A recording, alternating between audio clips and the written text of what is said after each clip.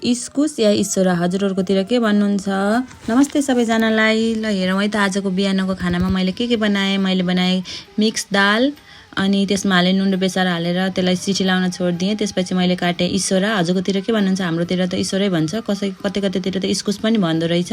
मलाई चाहिँ यो सिम्पल बनाएको मनपर्छ। केही धेरै टमाटरहरू केही पनि नहाली बनाउँछु म चाहिँ। धेरै मसलाहरू केही युज गर्दिनँ। नुन र बेसार हालेँ अनि त्यसलाई एकछिन पाक्न छोडिदिएपछि पाकिसकेपछि मैले हालेँ तोरी र थोरै अमिलो। यति हालेपछि मलाई एकदम मनपर्छ यो अचार।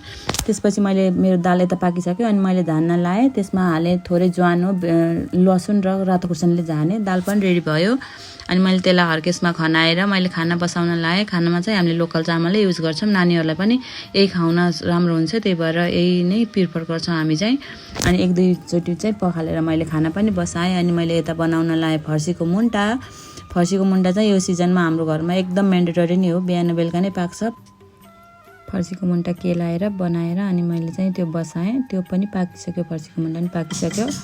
अनि मैले यता चटनीको लागि बसाएँ पानीमा टमाटर र खुर्सानी, रातो खुर्सानी, अनि त्यसमा थोरै तिल र टिमुरा हालेर पिसेँ। चटनी पनि रेडी भयो। मेरो खाना आजको यति नै। Thank you for watching. Bye by.